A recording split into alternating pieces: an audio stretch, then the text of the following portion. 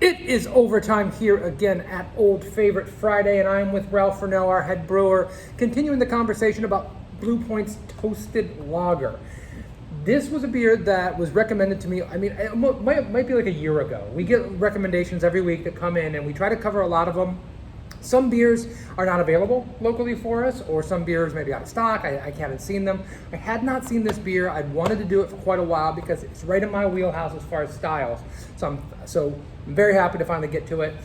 This is a lager. A lot of times people think lager, American lagers, really light, more in that Pilsner style. They call it an amber lager or a red lager. It's listed a couple different ways. But the big important thing is this is really malt forward. There's a little bit of malt sweetness to this, which you don't get in a typical American lager. And I'm really digging it. Yeah. I actually really like it because one thing I even mentioned to you, while it definitely is malt forward, I would say for certain, I could see where to me it reminds me more of some of the German lagers because it does have a bitterness. And I've noticed with at least your classic American lagers over time, they've kind of tried to get rid of any hint of bitterness.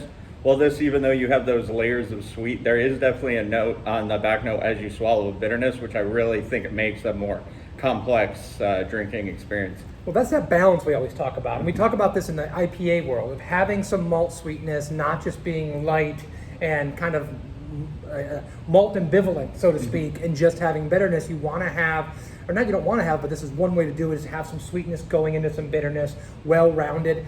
I'm drinking this, and one of my favorite beer styles in the world is Dortmunder. I also love Marzens, and just for the sake of having a comparison, I was trying to think of another beer that I can compare this to. And there's a couple beers here. Copper Point's Amber Lager from a Boynton Beach brewery, a brewery that we love.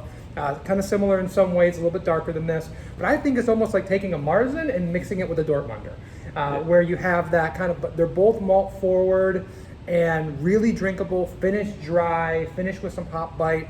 And it's not a perfect description, but it's the best I can come up with. Yeah, and I can see where you get that because, like you said, definitely what Copper Point does, because for me it's a little lighter than some of the Marzens I've had, maybe more if you're doing the distinction, maybe more like a fest beer or more in that vein. But yeah, it's just like slightly lighter than that.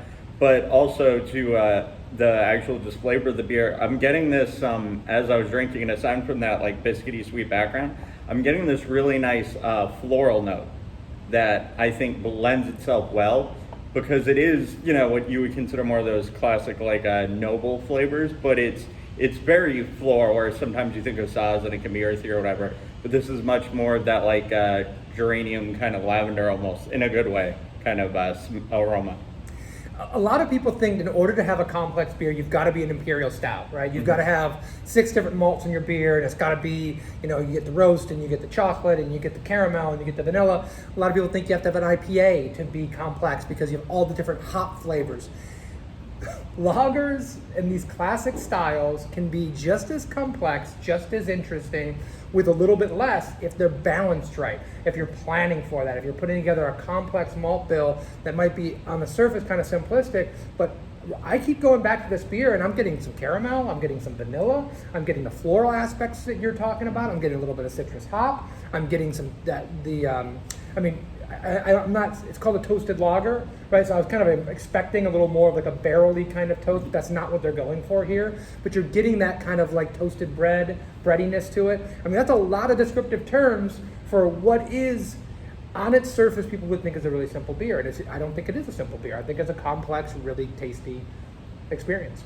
Yeah, and I definitely agree with that it's complex in the right ways, because obviously it's, as they call it, a toasted lager, so they could have done a decoction. Who knows how they kind of got that character into it. But with all that, something we do also talk about, it's really drinkable, which you want with a lager, but kind of if it wasn't for the sweetness, you would think it was closer to like a light lager in the way there's definitely, I could see if I was out on a, kind of, summer right now in Florida, but yeah, out like today, I could see crushing these because it feels like a thirst quencher. So I really like that aspect. And when you can add that kind of malt flavor and still be refreshing, still finish dry, still have the hop flavor and the complexity to it, you've really hit it out of the park. This is a really, really good beer. I've had a lot of beers from Blue Point for years, right? They've been a little bit less available here in South Florida. I don't see the beers as much as I used to. That's not shocking. A lot of different beers aren't as available. We just, one of our favorite breweries just announced that they are pulling out of 49 states and Anchor. Excuse me. Great brewery, but it doesn't mean that they can distribute in every single state. But I mean, I remember Optical Illusion back in the day, tons of Blue Point beers that I really, really enjoyed. And man, am I glad I picked this up, because it has been a long time. I remember really enjoying it, but I don't remember how much I would enjoy it. And this now can be a beer that when I go out on the boat, when I go with some friends that have a nice mixture of people that love craft and have no clue about craft, I can't think of a better beer to bring than a beer like this.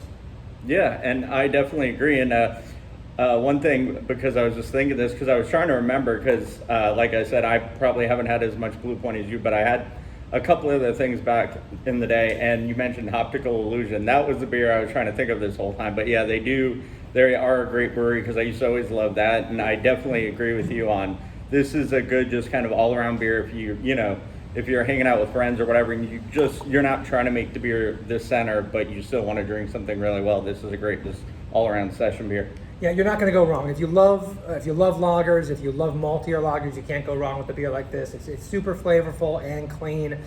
For at least our demographic down here in South Florida, I mean, what else can you ask for? Highly recommend you go pick this beer up this weekend. I highly recommend you find any other Blue Point beers that you can. They make great beer. And please, just like this one, tell us what beer we should be drinking next week on Old Favorite Friday. It may be a while before it shows up, because we've got a lot of beers that we want to do. We get a lot of recommendations that come in, and we can't do them all. We only do this once a week. But we really, really appreciate when people do tell us about beers, because a lot of times it's a beer that we haven't had in a long time, and every now and then it's a beer we never heard of, and we get a chance to try it and go, wow, how did we miss out on this all these years? So thank you very much. We'll see you next time. Please poke around on our channel, see some other conversations that Ralph and I and some other guests have had about incredible classic beers. Comment on those. Tell us if you're liking these beers as much as we are, or tell us if you think we're crazy. We'll see you next week on Old Favorite Friday. Cheers. Cheers.